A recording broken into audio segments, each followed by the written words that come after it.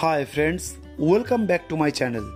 আজকের ক্লাসে আমরা ক্লাস 11-এর সেকেন্ড যে প্রশ্নটি তোমাদের ইনক্লুড করা হয়েছে, the Swami and mother worship written by sister Nivedita, এর আমরা আজকে ফার্স্ট ক্লাসটি বা ফার্স্ট পার্টটি আজকে আমরা পড়তে চলেছি। দেখো, গল্পটি কিন্তু খুব সুন্দর। কালীমা বা যে মা কালী আছে আমাদের, স্বামী বিবেকানন্দ তিনি যে মা কালীকে পূজা করতেন, স্বামী বিবেকানন্দের ধর্মীয় ভাবধারা বা তিনি কি মনে করতেন, বিভিন্ন রকম জিনিস সিস্টার নিবেদিতার চোখে কি কি পড়েছিল, সেই সব জিনিসগুলোকে sister Nivedita the Swami and mother ওয়ার্শিপের মধ্যে তিনি তুলে ধরেছেন। আমরা প্রথমে এই গল্পটি পড়ার আগে এর যে রাইটার সিস্টার নিবেদিতা, তার সম্বন্ধে সংক্ষিপ্ত আকারে জাস্ট কয়েকটি কথা জেনে নেব। সিস্টার নিবেদিতা, তার আসল নাম হলো মার্গারেট এলিজাবেথ নবেল। তার জন্ম হয়েছিল 1867 সালের 28 অক্টোবর আয়ারল্যান্ডের ডানগানান প্রদেশে। খ্রিস্টীয় পটভূমি থেকে তিনি এলেও খ্রিস্টীয় মতবাদের উপর তার যথেষ্ট সন্দেহ ছিল, তাই তিনি সর্বদা সত্যের অনুসন্ধানে নিমজ্জিত থাকতেন। 1895 সালের নভেম্বর মাসে লন্ডনে সর্বপ্রথম তার স্বামী বিবেকানন্দের সাথে দেখা হয় এবং তার ধ্যান ধারণা দ্বারা গভীরভাবে অভিভূত হন। স্বামীজির ডাকে 1898 সালের তিনি কলকাতায় আসেন এবং ওই বছরেই স্বামীজি তাকে ব্রহ্মচর্যের দীক্ষা দেন এবং তার নাম দেন সিস্টার নিবেদিতা। তার বিখ্যাত কিছু লেখা আছে, যার মধ্যে খুব উল্লেখযোগ্য হলো the master as I saw him, Kali the mother, an Indian study of love and death, cradle tales of Hinduism, select essays of sister Nivedita, etcetera. এই মহান ব্যক্তিত্বটি আমাদের ছেলে চলে যান অক্টোবরের 13 তারিখে 1911 সালে এবং তার মৃত্যু হয়েছিল দার্জিলিংয়ের রয় ভিলাতে। দেখো, এই যে টেক্সটটি আমরা এখন পড়ব, সেই পাঠ্যাংশটি স্বামীজির শিষ্যা ভগিনী নিবেদিতার লেখা the master as I saw him, যেটা 1910 বা 1910 সালে বইটি পাবলিশ করা হয়েছিল, সেখান থেকে কিন্তু আমাদের এই পাঠ্যাংশটি নেওয়া হয়েছে। স্বামী বিবেকানন্দের জীবনের গভীর আধ্যাত্মিক অভিজ্ঞতার কথা বর্ণিত হয়েছে এই বইটিতে। বইটি একই সাথে ইংল্যান্ড এবং ভারতে প্রকাশিত হয়েছিল। আমাদের এই পাঠ্যাংশটি এই বইটির বা আসল যে বইটি ছিল the master as I saw him, তার 11th পার্ট বা তার 11তম অধ্যায় হলো আমাদের এই পাঠ্যাংশটি। দেখো, যে ক্যারেক্টার্সগুলো এই প্রোজের মধ্যে আছে, সেই ক্যারেক্টার্সগুলো জাস্ট আমরা কিছু আগে শুনে নিই বা তার সম্বন্ধে কিছু কথা জেনে নিই, তাহলে আমাদের গল্পটি ভালো করে বুঝতে সুবিধা হবে। প্রথমে আমরা শুনে নেব স্বামীজি সম্বন্ধে। স্বামীজি কে ছিলেন? স্বামীজি ছিলেন একজন ব্রহ্মজ্ঞানী, চিরস্থায়ী ব্রহ্মের বিশ্বাসী, শ্রীরামকৃষ্ণের প্রধান শিষ্য। পাশ্চাত্যের দেশগুলোতে বেদান্ত শিক্ষার সূচনা করেন। অত্যন্ত ভক্তিভরে মা এর উপাসনা করতেন। মা বলতে এখানে দেবী কালীর কথা বলা হয়েছে। দেবী কালীকে তিনি মা এবং ভয়ঙ্কর দুটো রূপেরই সর্বশ্রেষ্ঠ উদাহরণ বলে তিনি মনে করতেন। পশু হত্যার মাধ্যমে দুষ্টের পূজা অর্চনার বিরুদ্ধে ছিলেন। উপলব্ধি করেছিলেন যে ভগবান ভালো ও খারাপ এ দুয়ের মধ্যেই বিরাজ করেন। এরপর আমরা দেখে নেব আমাদের যে রাইটার ভগিনী নিবেদিতা, তিনি কি? স্বামী বিবেকানন্দের তিনি ছিলেন শিষ্যা, একজন শিক্ষাবিদ। স্বামীজির সান্নিধ্যে এসে কালীর ভক্ত হয়ে ওঠেন। উপলব্ধি করেন যে ধর্ম হলো শুধুমাত্র মানুষের সঙ্গে কথা বলার বিভিন্ন ভাষা। বুঝতে পারেন যে ব্রহ্ম এবং মা এই দুই চেতনার মধ্যে মিলন ঘটানো কখনো সম্ভব নয়, কিন্তু সেই প্রাচীন ভাবনাতে বিশ্বাস রাখেন যে জীবন কেবল একটি স্বপ্নের মতো, যা মানুষ মৃত্যুর সময় উপলব্ধি করে। এরপরে আসি মা কালী। মা কালী কে? মা কালী হিন্দু দেবী, দেবী দুর্গার আরেক রূপ, প্রকৃতির ধ্বংসাত্মক ও কল্যাণময় রূপের চরম অভিব্যক্তি। এই মহান নারী শক্তি, যার বাঁ হাতে থাকে এক রক্তমাখা খড়গ, যখন কিনা ডান হাত বরাভয় প্রদান করে বা মা সবাইকে আশীর্বাদ করে। ভয়ঙ্কর রূপে তিনি প্রতিরূপ। সেই মা যিনি মানুষকে পাপ, ভয়, দুঃখ, দুর্দশা এবং ধ্বংসের থেকেই কোমলতা ও আনন্দের পথ দেখান। এরপরে আমরা পরের চরিত্রটি আরেকটি পাবো, সেটি হলো শ্রীরামকৃষ্ণ পরমহংস। তিনি কে? স্বামী বিবেকানন্দের তিনি ছিলেন গুরু, কালীর পূজারী, এমন একজন যিনি প্রচার করেছিলেন যে ধর্ম হলো কেবলমাত্র মানুষের সঙ্গে যোগাযোগ করার একটি মাধ্যম। স্বামীজির মধ্যে কালীর চেতনা জাগ্রত করেছিলেন এবং তাকে এক ভক্ত করে তুলেছিলেন। ঠিক আছে, এইবার আমরা এই যে the Swami and mother warship, এই টেক্সটটির ফার্স্ট পার্টটি চলো আমরা লাইন বাই লাইন ভালো করে পড়বো। দেখো এই টেক্সটির মধ্যে অনেক কঠিন কঠিন মানে আছে এবং অনেক জিনিস আমরা জানতে পারবো। তার সাথে সাথে গ্রামাটিক্যাল যে অ্যাসপেক্টস সেগুলোকে আমরা উদ্ঘাটিত করব। সুতরাং সবাই তোমরা টেক্সটটি সামনে রাখো যাতে ভালো করে তোমরা টেক্সটটি ভালো করে বুঝতে পারো, এবং হাতে পেন্সিলও রাখবে।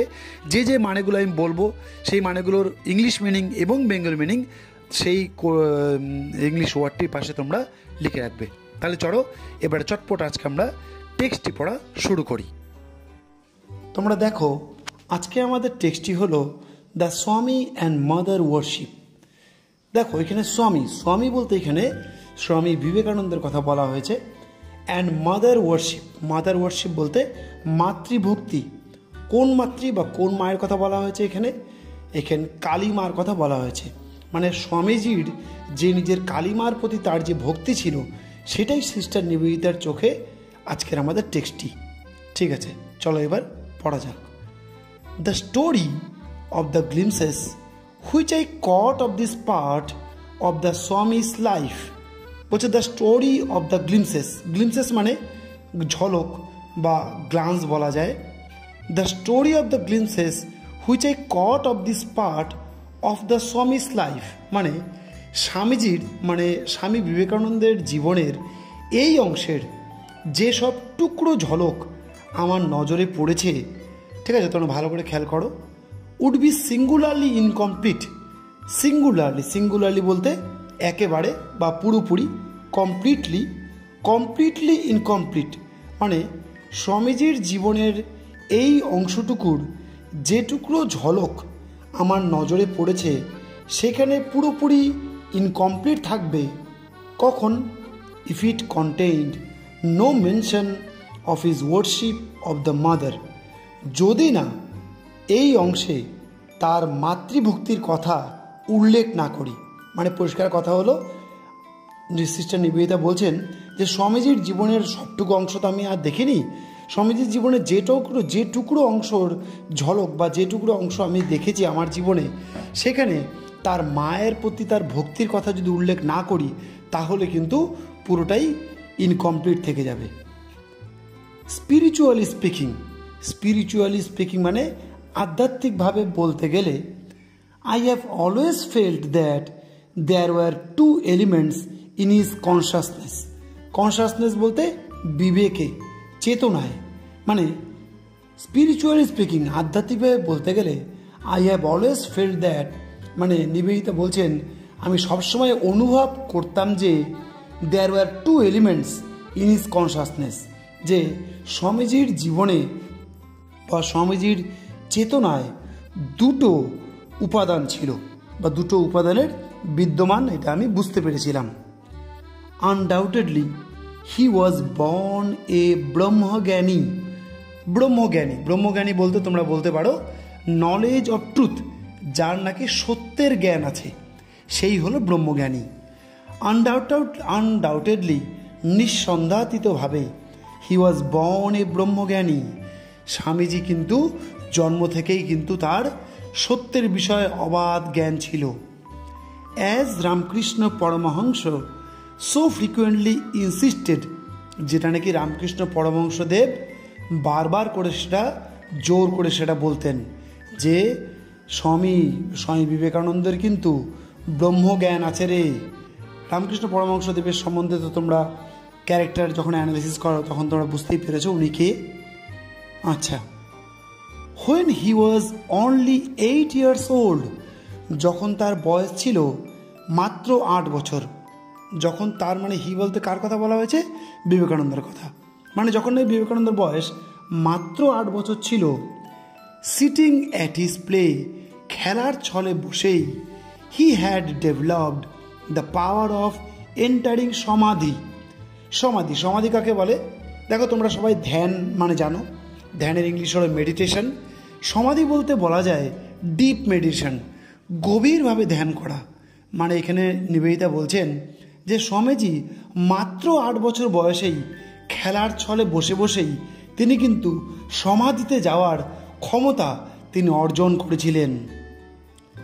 The religious ideas towards which he naturally gravitated কথার মানে হলো ইন্টারেস্টেড, মানে আগ্রহ ছিল। মানে the religious ideas towards which he naturally gravitated, religious ideas, ধর্মীয় যে ধ্যান ধারণার প্রতি তার স্বভাবগত দিক থেকে বা প্রাকৃতিকগত দিক থেকেই তার যে আগ্রহ ছিল, were highly abstract and philosophical. তার সেই ধর্মীয় বা আধ্যাত্মিক যে আগ্রহটা ছিল সেটা কিসের প্রতি ছিল?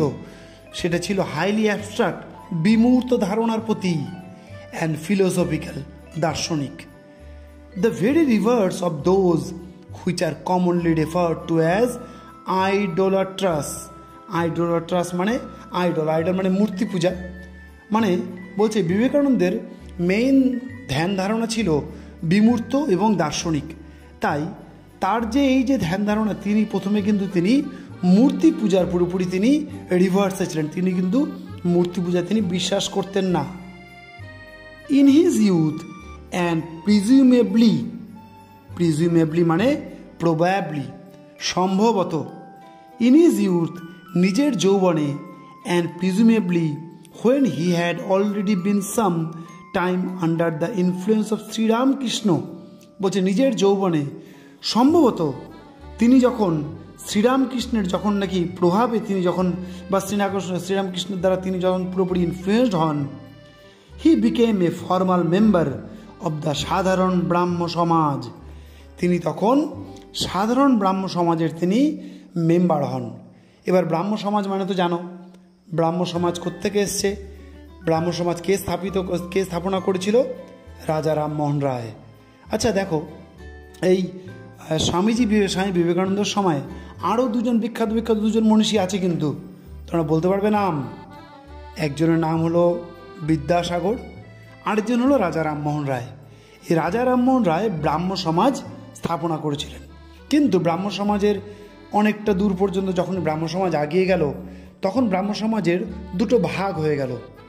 পুরনো যারা নাকি ধ্যান ধারণার যারা নাকি ছিল তারা ব্রাহ্ম সমাজই রয়ে গেলেন, আর নতুন ইয়ং জেনারেশন ব্রাহ্ম সমাজ যখনই ইনক্লুড হলো, তাদের ধ্যান ধারণাটা একটু আলাদা, তারা গড়লেন সাধারণ ব্রাহ্ম সমাজ। ঠিক আছে, তাহলে সেই সাধারণ ব্রাহ্ম সমাজের সদস্য ছিলেন এই Swami Vivekananda. In England and America he was never known to preach anything that depended on a special form. দেখো এখানে একটা ইংরেজি দেওয়া আছে, প্রিচ মানে ধর্ম প্রচার। দেখো এখানে কি বলেছে, in England and America he was never known. বলছে ইংল্যান্ড এবং আমেরিকাতে তাকে এই বিষয়ে তাকে কেউ চিনত না, two preach anything that dependent on a special form. মানে বলছে কি, ইংল্যান্ড ও আমেরিকায় তিনি কখনোই এমন কিছু প্রচার করার কারণে পরিচিত ছিলেন না যা কোনো বিশেষ আকার নির্ভর করে। ঠিক আছে, দ্য রিয়েলাইজেশন অফ ব্রাহ্মণ ওয়াজ ইজ অনলি ইম্পারেটিভ মানে উদ্দেশ্য। মানে কি বলছে এখানে, ব্রহ্মের উপলব্ধি ছিল তার কাছে একমাত্র সত্য।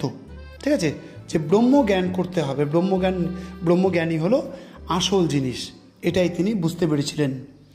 দ্য অদ্বৈত ফিলোসফি মানে কি? অদ্বৈতবাদ মানে কি বলো? অদ্বৈতবাদ মানে হলো সেই মতবাদ যেই মতবাদ অনুযায়ী আত্মা এবং পরমাত্মা দুটোই এক বা অদ্বিতীয়। সেই অদ্বিতীয় থেকে কিন্তু অদ্বৈত ফিলোসফি বা অদ্বৈত দর্শন এসেছে। দ্য অদ্বৈত philosophy his only system of ডক্ট্রাইন, মানে অদ্বৈত দর্শন ছিল তার একমাত্র মতবাদের প্রণালী। ঠিক আছে, the Vedas and Upanishads his sole scriptural authority. ঠিক আছে, বেদ ও উপনিষদ তার একমাত্র ছিল শাস্ত্রীয় বিশেষজ্ঞ, মানে বেদ উপনিষদ এগুলোকে তিনি একমাত্র শাস্ত্র বলে তিনি মনে করতেন। স্ক্রিপচার মানে ধার্মিক, সোল মানে অনলি, শুধুমাত্র। তাহলে আমরা দেখো আবার এই লাইনটা ভালো করে পড়ে নিই। দ্য রিয়েলাইজেশন অফ ব্রাহ্মণ ওয়াজ ইজ অনলি ইম্পারেটিভ, মানে ব্রহ্মজ্ঞানকে বোঝাই বা ব্রহ্মজ্ঞানকে উপলব্ধি করাই ছিল তার একমাত্র উদ্দেশ্য। দ্য অদ্বৈত philosophy his only system of doctrine মানে মতবাদ, মানে অদ্বৈত দর্শন, এই অদ্বৈত দর্শনই ছিল তার একমাত্র মতবাদ। The Vedas and Upanishads his sole scriptural authority, মানে বেদ উপনিষদ ছিল তার একমাত্র শাস্ত্রীয় বিশেষজ্ঞ। ঠিক আছে, ওকে ফ্রেন্ডস, আজকে আমরা এতটুকু পর্যন্তই পড়ব। আই হোপ তোমরা গল্পটিকে এনজয় করছো। দেখো ভালো করে গল্পটিকে বুঝতে হবে, কিন্তু এটি কিন্তু কোনো কঠিন ব্যাপার নয়, অনেক কিছু এখানে বোঝার ব্যাপার আছে। ঠিক আছে, তোমরা মন দিয়ে এতটুকু পর্যন্ত পড়ো। আমাদের দেখা হবে এই চ্যাপ্টারের এই লেসনের নেক্সট ক্লাসে। ততদিন পর্যন্ত তোমরা ভালো থেকো, সুস্থ থেকো, গুড বাই।